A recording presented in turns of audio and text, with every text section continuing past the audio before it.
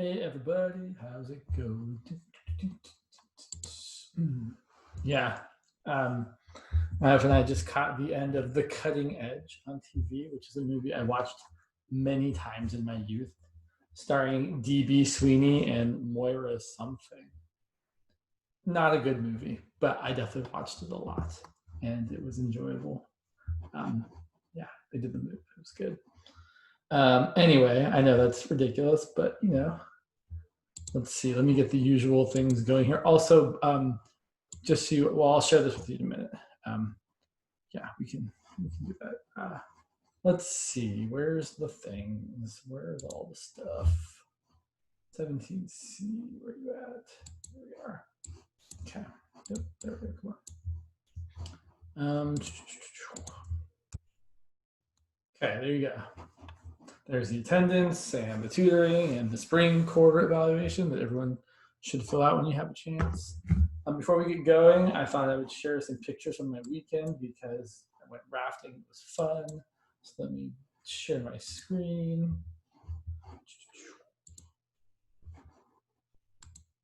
It was a nice long weekend. Wow, there's lots of stuff on my screen. That's not the right screen. Just a minute. Sorry, let me grab the right thing. Can you guys see this screen? Done. Let's see. There's me on the river, looking really good with my hair even better than usual. And there's Zach and Liam. That's Sarah's husband, Zach, and that's her son, Liam. Liam was doing most of the guiding. It's pretty fun. And there's Sarah and me, and there's us moving forward. And there's Liam and Zach again. And there's me at camp, chilling. Anyway, it was a fun time. It was nice to get out in the real world and do something that felt semi-normal for once. So good times rafting. I don't know, you guys can see all the things I've got up, like shirts and alcohol and all kinds of things. Yes. I feel like there was something else I wanted to show you guys too. Oh yeah, I know what it is. Yeah. Also, I've got on the side here they're gonna launch in like 20 some minutes. So maybe in about 20 minutes we'll take a break and watch the launch together if you guys want. Except I just closed it, so that's right there. Okay, cool. Put that back over here. All right, what's going on? Let me stop sharing my screen for a minute. Oh, there's some chats too. What river is the Cache Creek? So just real close. Yeah, alcohol. I'm putting together an order. There's a lot of different liqueurs I need because there's some cocktails that I like to make that have a challenging number of ingredients. Yeah, we were on Cache Creek. We drove up to I don't know where we started exactly, but we drove out on Highway 20 a bit, and yeah, it was very pretty weather. Not too hot, but not too cold. Camped out overnight. Had a good time. Okay, so what should we be doing? Probability. I visited the horses at the horse barn. That's cool. I haven't seen them in a long time, but I've definitely been out there once or twice. I forget that some people are still on campus. But Teresa, you definitely are on campus still. There's more baby horses. Oh, all right. Anybody else do anything interesting over the weekend? It's okay if you didn't, but if anyone has anything they'd like to share, they're certainly welcome to. Wakeboarding, cool. Where do you wakeboard? Is that an ocean activity or a river activity? I live up in Reading, and cool. We have a couple lakes around here. Right on. So. I'm familiar with Reading. Yeah. My brother lives up there. Okay. I'm actually from Arcata, which is to the coast. Not too far out. Yeah. To Dom Pedro, and then cool. Sounds good. Glad to hear people are doing things. It is nice to hear. Oh man, I'm gonna put my headphones.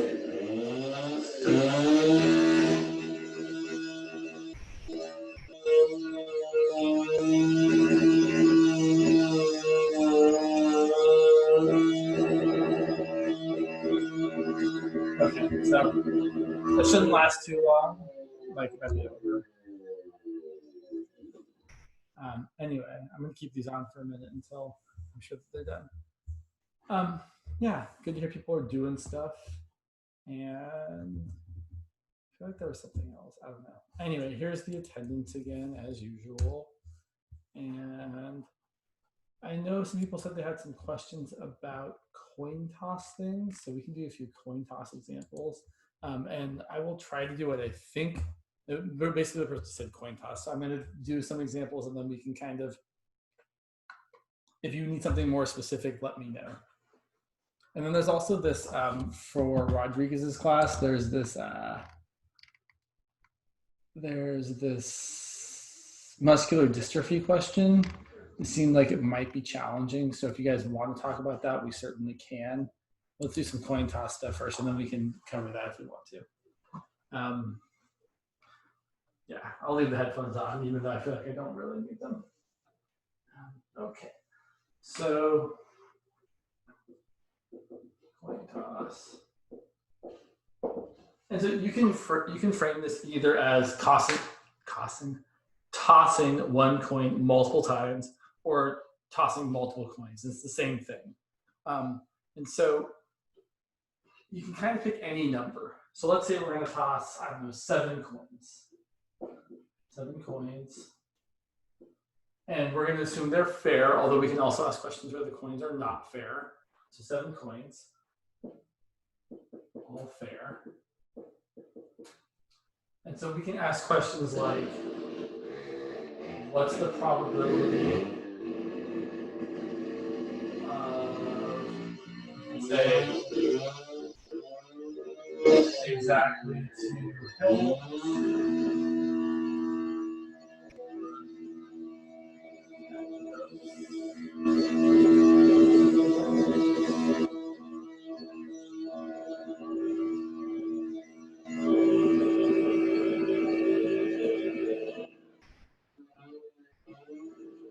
These are the kinds of questions that I'm thinking of that we can ask. But there might be other things. Maybe you guess like, what's the probability of an even number of heads? That would also be, I guess, a good question. Looks like the launch just got canceled. Bummer. Oh wow. Well, we won't tune in later. Yeah, let's do that. It's probably an even number of heads. Okay, we have a work cut out for us. So there's kind of a long way and a short way to do this. Oh, the launch was for, it was for, they were launching people to, I feel like there was something historic about it. Like when I clicked on it, it was, I feel like I read something that was,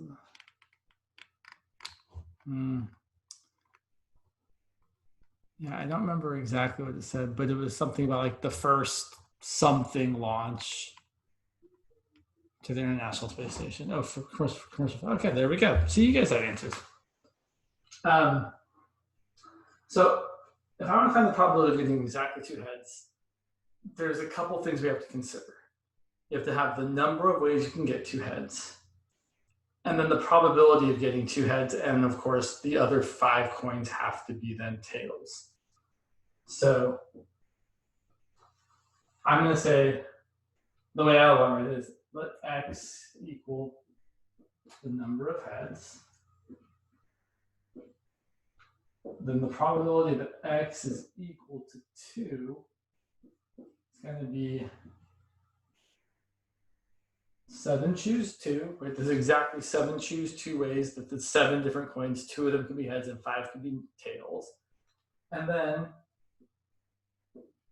the probability that those 2 coins are both heads is 1/2 squared times the probability that the other 5 coins are tails is 1/2 to the 5th. So the way you should be thinking about this is the number of ways to choose 2 coins to be heads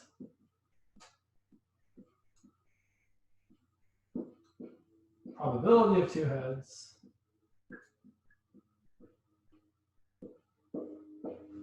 probability of 5 tails.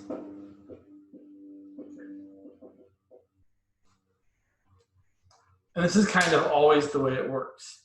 Now, in this particular example, you could also just do it as the number of ways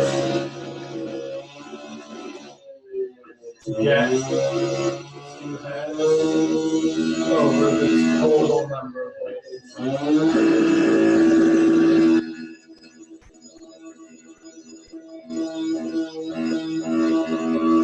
The total number of ways to flip 7 coins, which would be 7 choose 2 divided by 7, divided by 2 to the 7th. Right, there's 7 choose 2, which is 21 ways of getting. So, by the way, just in general, choose 2 is usually pretty easy. It's just the number times the next lowest number divided by 2. So I just did 7 times 6 divided by 2 and got 21. So this would be 21 over 2 to the 7th, which is 4,096. That's wrong. That's so wrong. Oh my God, so much. I just did 4 to the 7th, not 2 to the 7th. 2 to the 7th is not 1,096 at all. It is 128. Sorry about that. Which I think you guys can probably see is what we would get right here, right? This is just 7 choose 2, and 1/2 squared times 1/2 to the 5th is just 1 over 2 to the 7th. The thing about this is if the probabilities aren't equal, then you can't really think of it this way, right? Like if it was an unfair coin, it wouldn't make sense to say it's the number of ways of getting 2 heads, which would still be 21 ways of getting 2 heads out of 128 things that could happen. But the probability of getting 2 heads would be different because the probability of flipping a head would then be something else. Yeah, I'm trying to think. There's like a, sure, I could say it that way.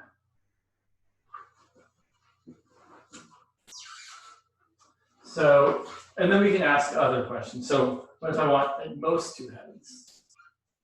So the probability of x being less than or equal to 2.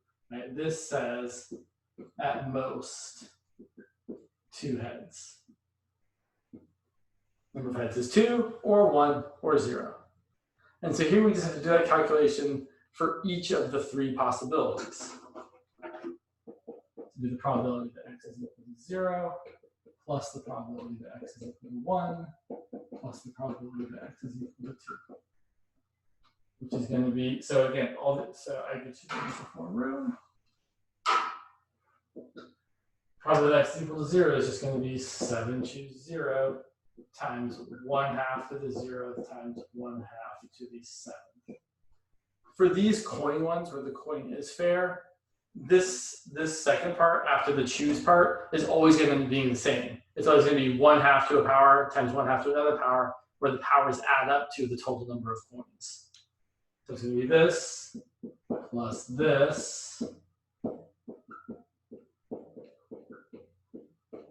plus the one we just calculated. Right, but in each of these, you see that, oh yeah, this is just 1 over 128. This is just 1 over 128. This is just 1 over 128. Same, and this kind of thing is true like flipping coins, or if you're talking about like the number of boys or girls that a family has, and like if they have like 7 kids, right? This would be the same calculation saying, what's the probability they have at most 2 boys? This would be the same, assuming it's a 50-50 chance of having a boy or a girl. So here we get 7 choose 0, which is 1 times 1 over 128. 7 choose 1 is 7. And we just did 7 choose 2 was 21.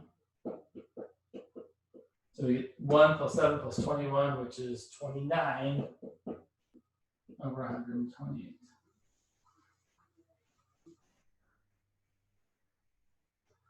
And then often people will ask the question that they didn't ask yet, but they will. What's the probability that there's more than 2 heads flipped? Well, you could do it the long way, which is obviously not the intention. Right? Instead of saying probability that x is equal to 3 plus 4 plus 5 plus 6 plus 7, I don't want to do all that. I'm going to say, oh, that's 1 minus the probability that the number of heads is less than or equal to 2, which we just calculated. So 1 minus 29 over 128, which is 99 over 128. Right? Those are complementary events. I feel like we had something else too. Probably at least 6 heads. Okay, that's essentially, I mean, that's still the same sort of idea. If I want at least 6 heads, that's 6 heads or 7 heads. In fact, I will point something out in a second here. So I want the probability that x is greater than or equal to 6, which is just the number of heads is 6, or the number of heads is 7. And this is going to be 7 choose 6 times 1/2 to the 6 times 1/2 to the first, plus 7 choose 7 times 1/2 to the 7th times 1/2 to the 0th. 7 choose 6 is just 7. Right? It's the same as 7 choose 1. Right? Because instead of choosing 6 things, you can think of choosing the one not thing. 7 choose 7 is just 1. There's only one way to choose all 7 things. So it's going to be 7 plus 1, which is 8. And hopefully this isn't too surprising, but this would be the same as the probability that x was less than or equal to 1, or the number of heads was less than or equal to 1. Right? You can get probably 0 heads, probability of 1 head, is the same as the probability of 6 heads and plus probability of 7 heads, because 6 heads is the same, or is the same probability as 1 head, because 6 heads is the same probability as 6 tails, which is 1 head. So that's another way you can look at that. And then an even number of heads. That sounds like it might be a little bit challenging.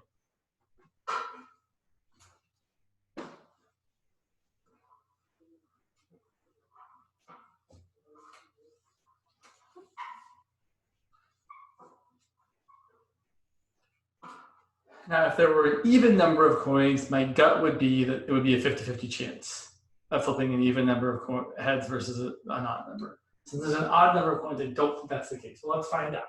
So even number of heads. So we're doing the probability that x is equal to 0. Right, don't forget 0, that's even. 2, 4, and 6. Okay, so we know how these calculations work. I'm not going to write it all. Right, this is going to be 7 choose 0 times 1/2 to the 0 times 1/2 to the 7. It's really just going to be 7 choose 0 over 128 plus 7 choose 2 over 128 plus 7 choose 4 over 128 plus 7 choose 6 over 128. I don't know. I think it might actually end up being a half. Let's find out. So I've got, let's see, 7 choose 0 is 1. 7 choose 2, we said was 21. 7 choose 4, we might actually have to work for.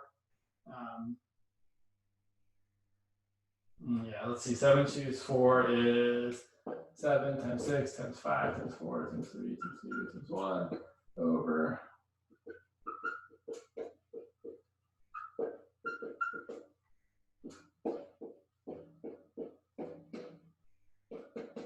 35. And then 7 choose 6 is just 7.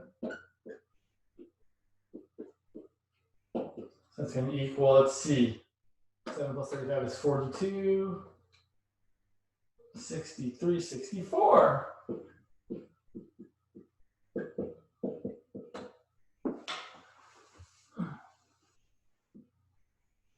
Interesting. That's maybe a little surprising to me. So if you flip 7 coins, there's a 50-50 chance that half of them will be, or sorry, the even number of them will be heads. I guess that makes sense. It's probably true for any number of coins. I kind of want to see if it's true for 6 coins. Interesting. Okay. Are there other questions about coin tossing that you guys have? So I'm certainly happy to address them. I'm just not sure if there are other things.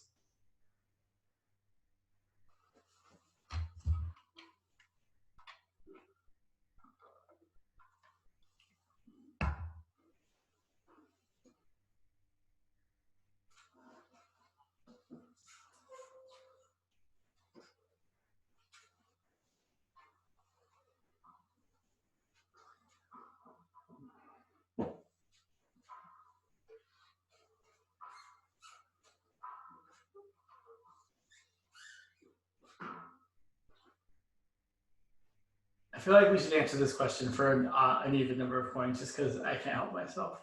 So what if we had 6 coins? What's the probability of an even number of heads? Well, again, that's going to be all the zeros. So it's going to be 620 out of, now it's not out of 128, it's out of 64, right? Because there's 64 possibilities when there's 6 coins. Plus 622 out of 64, 624.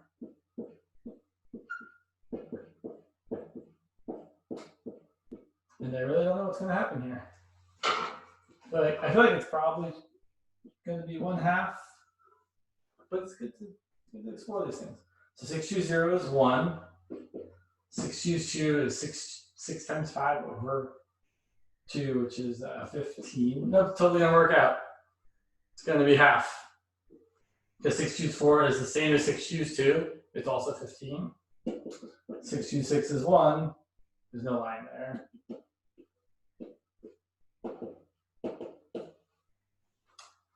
So that's kind of neat. You can flip any number of coins, and the probability that there's an even number of heads or an even number of tails or an odd number, well, I guess it depends. So, okay, so hear this for a second. Oh, yeah, right. Yeah, it's kind of interesting. So there's definitely a 1/2 probability of getting an even number of heads, which means there's also a 1/2 probability of getting an odd number of heads. And it's true whether there's an even number of coins or an odd number of coins. Cool. I bet there's more to say about that, but we don't need to say more about that. I can stop.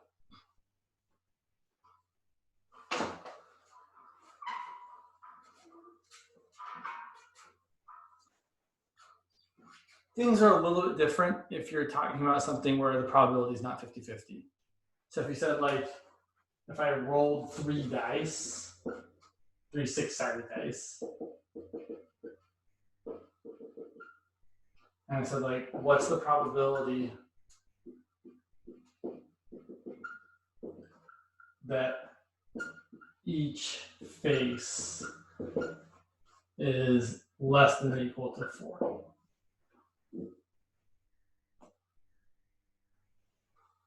So then I would say, well, I want, of the 3 dice, I'm choosing all 3 of them. So that's 3, choose 3.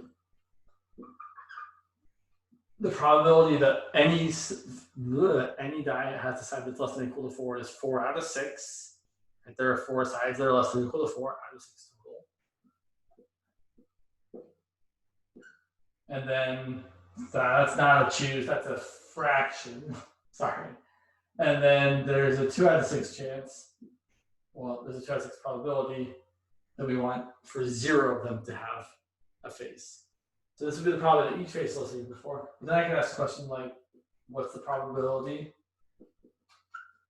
that exactly 2 of the faces are less than or equal to 4? So then it'd be the same kind of idea. I'm choosing 2 out of 3, multiplying by the probability of getting 2 successes, which is 4/6, and I want 2 of them. And then I want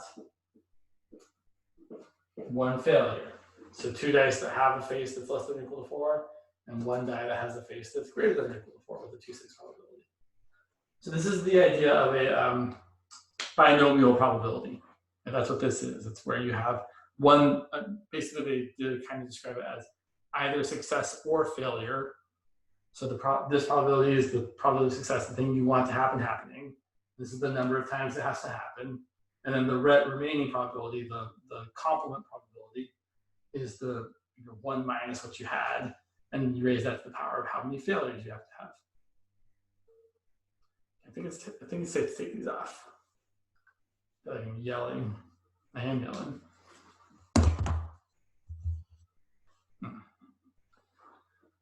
Okay.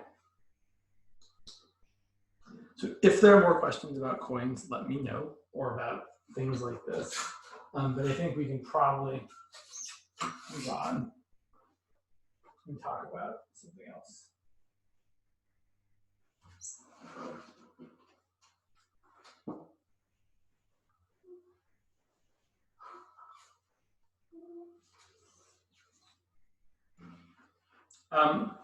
So I think I'm happy to look at this homework problem from Rodriguez that someone asked me about. I think it's worthwhile for everybody. So let's go ahead and take a look. So let me share my screen with you guys because it's a lot of words. I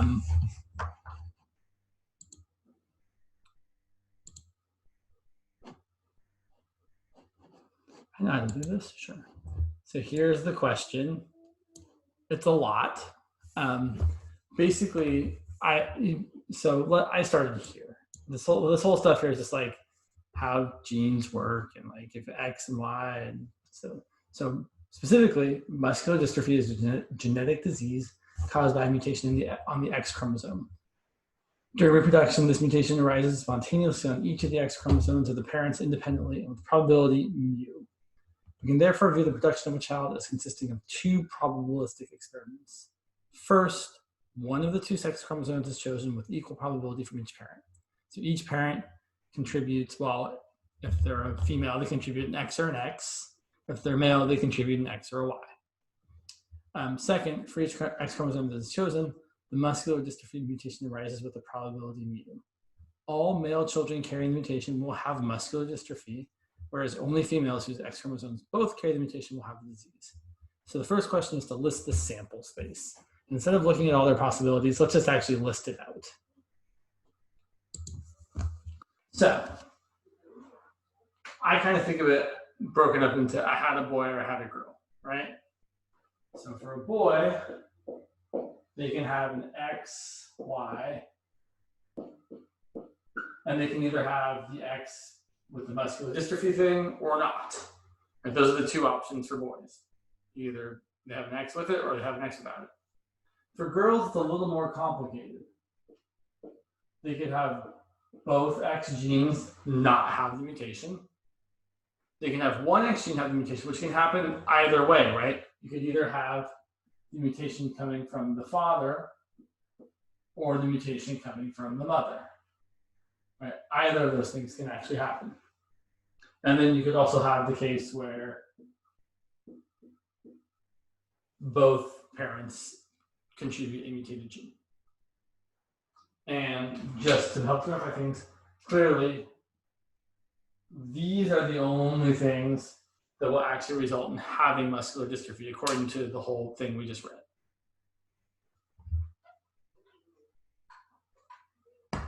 So then they do it for you, but then they make a tree diagram where the first branch is obviously if you had a boy or a girl, right? It doesn't make sense for this first branch to be talking about like what kind of genes we give. First branch is boy or girl, and the second branch is talking about how their X and Y genes look. So let's make a tree diagram.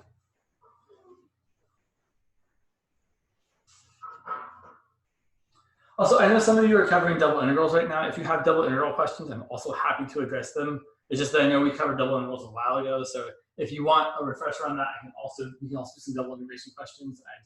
I'm more focused on the probability stuff because usually the probability stuff is more confusing than the double integration stuff. So here's our tree diagram. So first off, we can be a boy, we can be a girl. And we write the probabilities with which each of those things can happen. And there's obviously a 50-50 probability. Unless someone says otherwise, right? If someone's talking about having boys or girls, you should naturally assume it's 50-50 unless someone says it's something different. Okay, and then from here, so there are two things to get up, right? The sample space consists of 6 different things that can happen, right? There's 1, 2, 3, 4, 5, 6 things that can happen. So you can either have a boy who has just the unmutated XY, or a boy where the X is mutated and the Y is not. And oh, I forget, they said something about the probability here, right? And I have to go back and look. They said that, where do they say this? They say that during reproduction, mutation arises spontaneously on each of the X chromosomes of the parents independently with a probability of mu. So for this boy, whose mother gave him a Y chromosome, whose father gave him an X chromosome, switch that around. You know what I meant. Whose father gave him a Y chromosome, whose mother gave him an X chromosome. Oh my God, sorry. The probability of him getting the one X chromosome that's mutated is mu. So the probability here is mu. All right, if that probability, and I guess I could write this at the end, sorry. We usually write the thing that happened at the end and the probability is like along the path.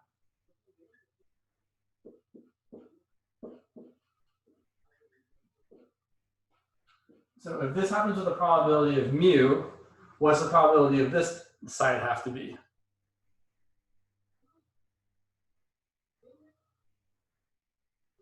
What do the probabilities of each branch have to add up to?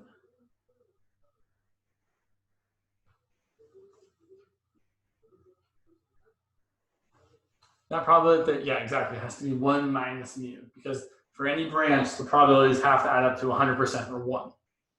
Okay, so now let's look at what happens for a girl. And for a girl, there's a lot more possibilities, right? They can either have, in fact, let me look back just to make sure I'm not doing this wrong. I'm pretty sure, yeah, okay, I'm doing it right. Yeah, I thought I was, just want to make sure.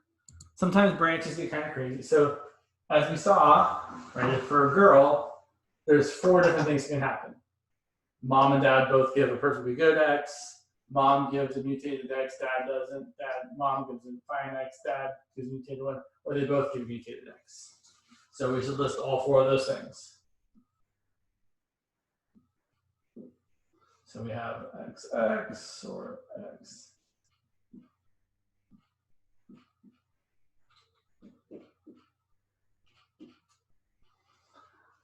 Okay, so we have to find the probability of each of these things, and we know it should add up to 1. So the probability of both being mutated should be mu times mu. I know this is listed out on the table already, like on the tree diagram that they gave you, the multiple choice thing, but we should still be able to do it for ourselves.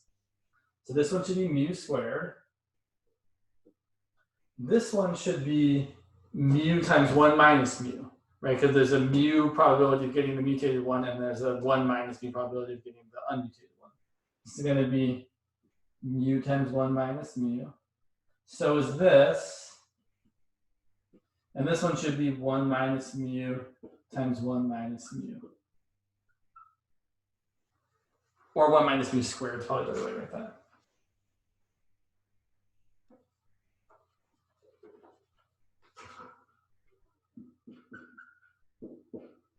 And if we add these all up together, they should add up to 1. 1 minus mu squared plus this plus this plus this should add up to 1. Do you want me to show you? James, for the second branch of the girl that says X, XM, X, what is the probability for that again? Times 1 minus mu.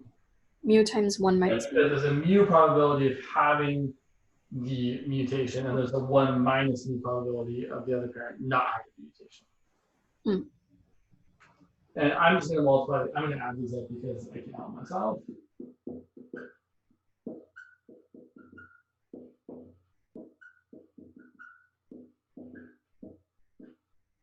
I mean, yeah, this is going to be 1 minus 2 mu plus a mu squared plus mu minus mu squared plus mu minus mu squared plus mu squared. And everything should cancel except for, let's see, we get a mu squared and mu squared canceling. We get a mu squared and mu squared canceling. We get a minus 2 mu and a mu canceling. Get 1.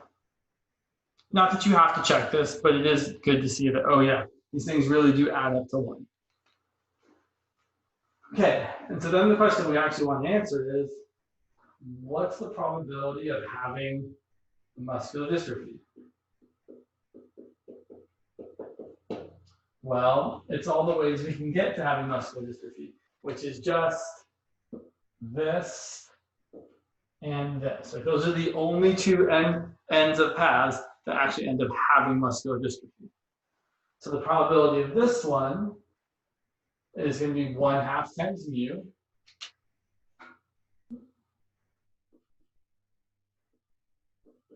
And the probability of getting here is going to be 1/2 times mu squared. So it's going to be, I mean, you could leave it like that, or you could write it as, I don't know, mu plus mu squared over 2, or you could factor out a mu, I don't know, that just seems dumb.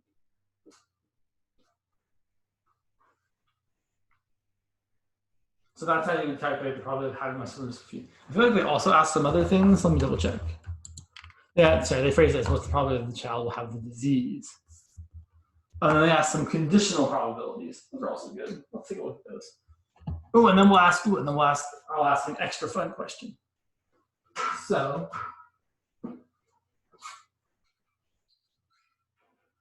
what's the probability that they have muscular dystrophy? Let's just say D for disease, given that they were a boy. Okay, so given that they're a boy, so if it's given that they're a boy, you kind of, I mean, so there's a couple ways you could do this. You could either write out the formula, which I'll do in a minute, but you could actually just look at the tree diagram and say, well, okay, given that we're on this path, right, so it's already known, right? It's not a 1/2 probability that they're a boy. We're just saying they're a boy. Starting here, what's the probability that they have the disease? Well, it's mu. You could also do it the long way and say it's the probability that they have the disease and they're a boy divided by the probability of being a boy. The probability that they have the disease and they're a boy is 1/2 times mu. The probability that they're a boy is 1/2, and those cancel, so you get mu.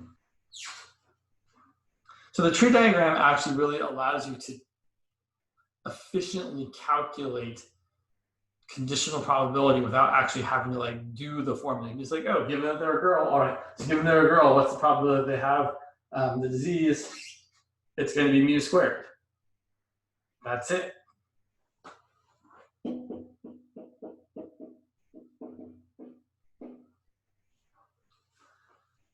Now here's an interesting question. It's not on the thing, but whatever.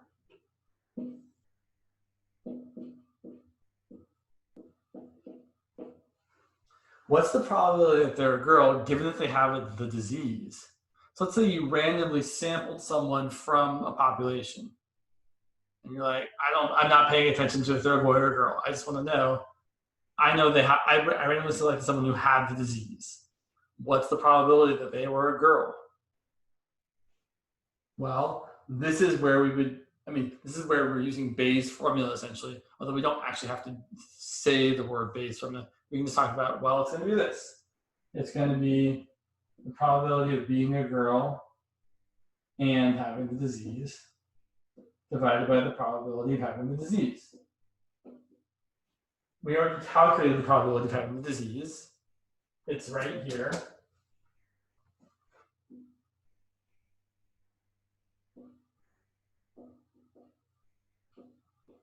It's mu squared plus mu over 2, or mu plus mu squared over 2. The probability of being a girl and having the disease is 1/2 times mu squared.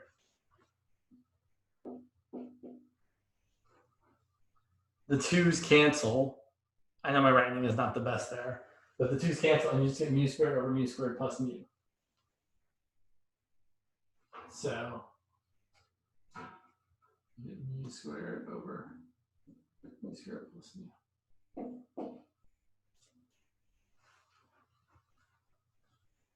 And I would imagine, well, not, I would imagine, the probability of being a boy, given that you have the disease, would be the rest, right? It would be 1 minus that, because they are complements of each other.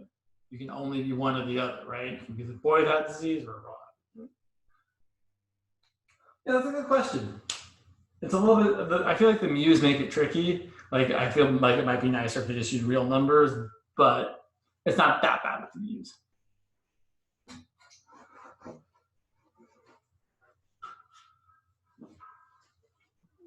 Well, darn, I'm bummed we didn't get to watch the rocket launch. It would been kind of exciting. Oh, well. What else do you guys have questions about? I'm looking around here, see what else I got.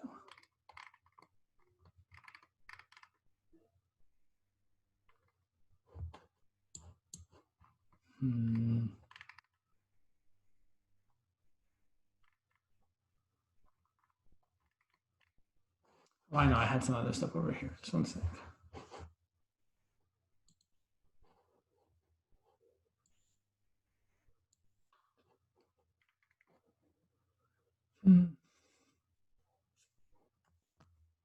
So here's a question that shouldn't be too bad, but is someone was asking me a question kind of like this over the weekend. So I thought, oh, it might have been a different class. That's all right. It's still a good question. To study the effects of a new drug, you plan the following clinical trial. Each patient will receive either the new drug, so the patient will receive a new drug, or a established drug, or a placebo.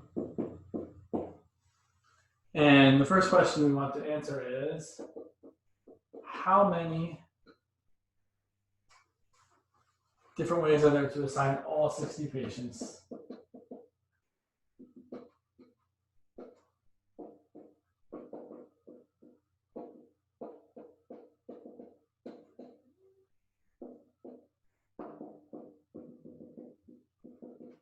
Patients in the trial.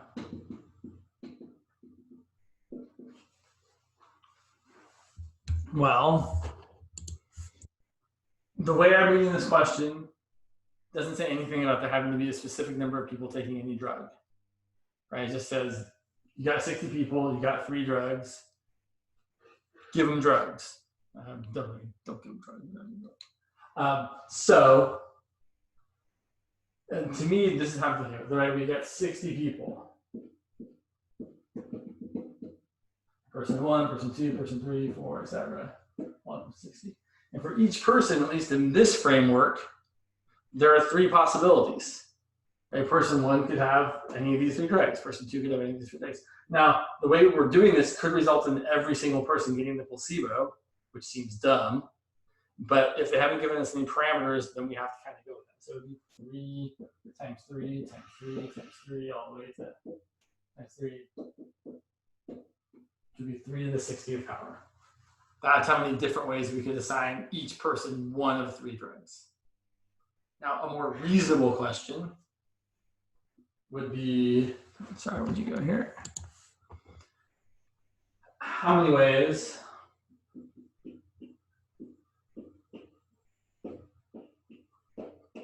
to assign 3 groups of 20 patients?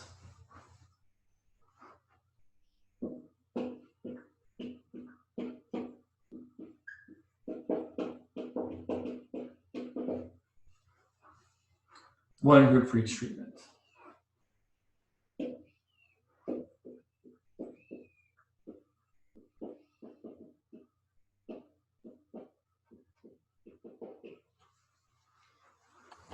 So I want to make 3 groups of 20 out of 60.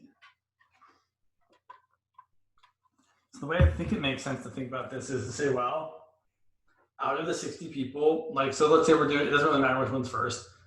Pick one of the drugs, the placebo. The placebo, out of the 60 people, I'm going to choose 20 of them. And there's a lot of ways that could happen. 62's 20 is not a small number. So a lot of things are going to cancel. So we pick 20 out of 60. Now there's 40 left. And from the 40 left, we're going to choose another 20. And then from the 20 left, we're going to choose that 20 for the third drug, which is just going to be 1. Right? I'm still going to write it, but this 20 choose 20 here, that is just 1. There is another notation for this, which some people use. This is actually 60 choose 20, 20, 20. Some people write that like that. If you haven't seen that, don't worry about it. It's not a big deal. But if you're trying to like find the number of ways of choosing different groups of some number of people, this is totally the way you do that. The calculation here does kind of simplify somewhat nicely. And if we look at this 60, if we look at this here, this is 60 factorial over 20 factorial times 40 factorial. This is 40 factorial over 20 factorial times 20 factorial. And this is, it's 1. It's 20 factorial over 20 factorial times 0 factorial. And here we can see this cancels with that. This cancels with that. And so we end up with exactly 60 factorial over 20 factorial, 20 factorial, 20 factorial.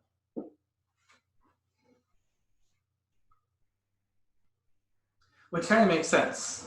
There's 60 factorial ways of kind of arranging all 60 people. So like, yeah, that makes sense. And then there's 20 factorial ways of arranging the people in each group.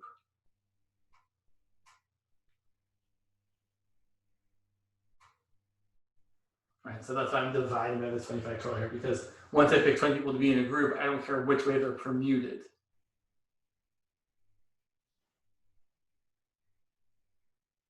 Yeah.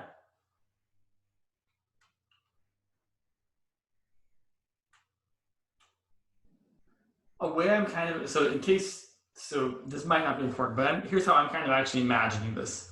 I'm imagining this like this. I'm imagining the first 20 seats are for the new drug. So there's 20 seats here, 1, 2 through 20. And the second 20 seats are for the established drug. Sorry, I'm running out of room. Let me go over here. And the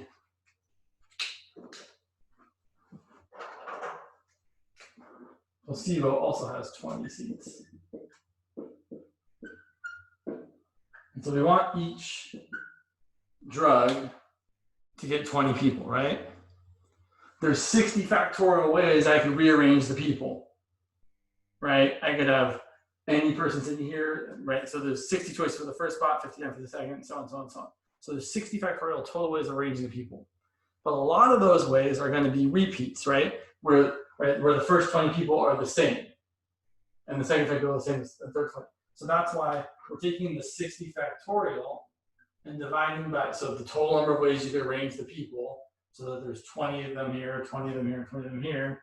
But we're dividing by 20 factorial because there's 20 factorial ways of arranging the specific 20 people that are in here. And I don't care if they're the same people. Same deal for here, same deal for here.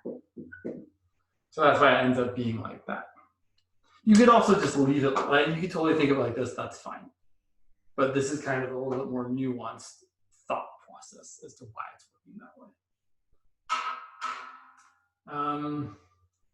I guess we're out of time, so I guess I will stop. What else? Make sure you fill out the attendance. Make sure you fill out the spring quarter evaluation. And I'll see you guys on Friday. Do let me know if you have things you want me to talk about or specific questions you would like me to address. You know I'm happy to do so. Yeah, I'll see you guys later. Take care. I'm sorry, you can see my hand.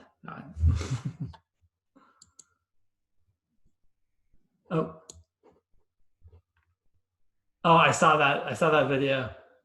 It's pretty great. All right, bye.